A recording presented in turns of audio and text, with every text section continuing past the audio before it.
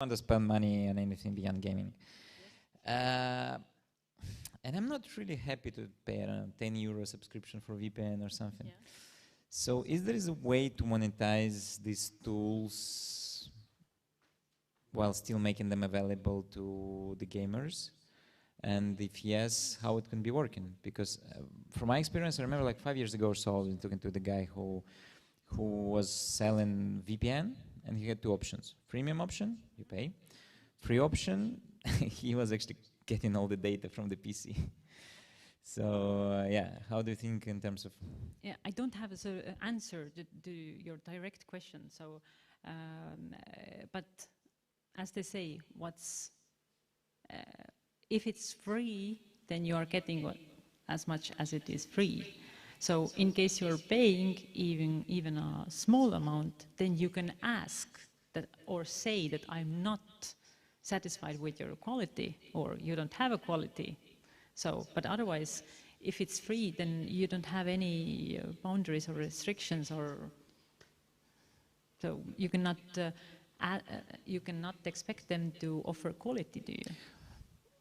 Yeah, true. Fair enough. And I just like what I was trying to get through these questions is because we started to think about what the implication for real life for gamers, and when we said about the business of cybersecurity.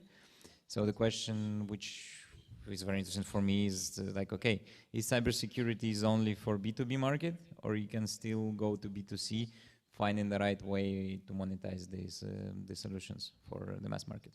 I'm sure there is. Or probably the state should be paying for this, like the government. When the end user, like, okay, let's come back to Estonia, right? One of the most digitalized countries in the world, with digital ID providing everything. So the X-Road and the mobile ID, they're now supported by the government and paid mostly by the taxes, right? So do you think that there will be more tools on cybersecurity implemented into the daily activities and paid through taxes? Yes, when we think or look at that topic from this angle, then yes, government pays a lot in order for us to have the secure e-services. When we think now about the quantum computing and encryption services, everything that is in the future and which is very much needed. So as we need these services in governmental services, then yes, we are funding that via public money. Yeah, I think it's very interesting. It will be very interesting to find the B2C solutions in cybersecurity. People will be really up to paying this.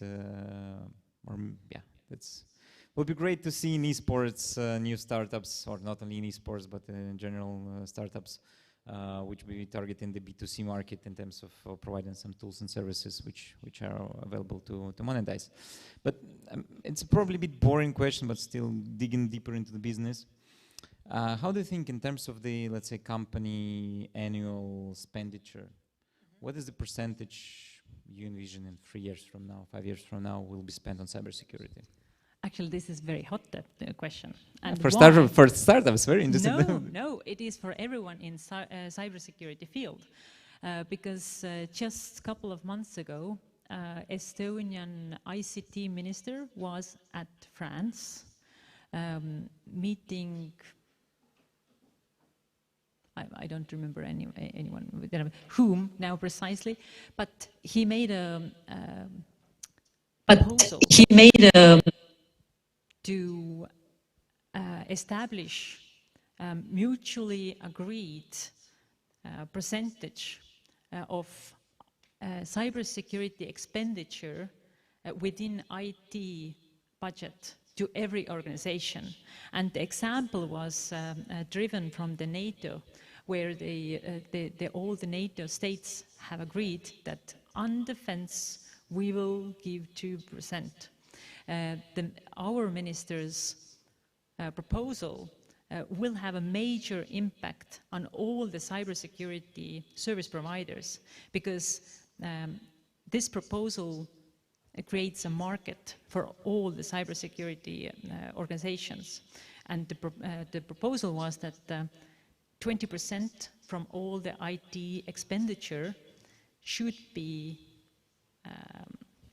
addressing cybersecurity. 20% of IT budget of... Wow, that's a lot. Yeah, did everyone hear right? Yeah, guys, stop playing games and go to create some startup in cybersecurity, because 20%, I think it will be easy to sell. Yeah. Christine, are you with us again? Great. I know that you had a connection broken, so I'm not sure if you have heard this, but I know you. Do you know that 20% that it's planned that 20% of IT budget will be spent on cybersecurity in company? I didn't know, and especially it's a good. I think it's a good idea because a lot of companies now understand the risk and the cyber threats, and everyone wants cybersecurity, but no one wants to spend money on that. So yeah. So you think, yeah, I understand why you think it's a good idea to oblige people to do this, but 20% is a lot. And what is also marvelous about that, that this gives a pressure to all the CEOs that they now need to understand what does it mean when they are not securing their digital assets, their organization, digital infrastructure, and so on. And there are also research papers which state that one of the key persons whose behavior conquers or influences or all organizations' culture, how they address cybersecurity issues. There are two: CEO and secretary. Yep. Because if they are not acting according to procedure, are not paying attention to details, are looking at the cheese cards and so on. So these are the two people, and of course IT guys. But this is normal. But actually, who influenced the attitude and the culture? CEO and secretary. Oh, secretaries! I didn't think about this from this perspective. Christine, are you working with secretaries in companies as well with your solutions? No. Who is your target audience with your solution in the company? Is it like IT people? No. It's all the kind of companies or administration, and we protect so every phone, iPad, or computer.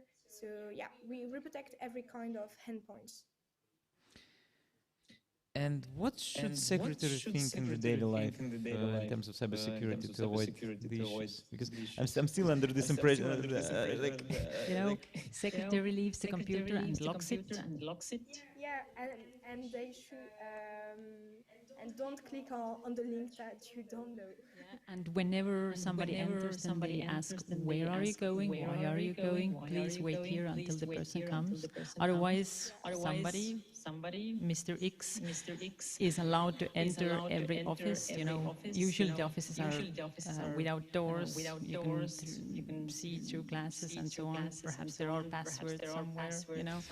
So there are many loops what secretaries can hinder.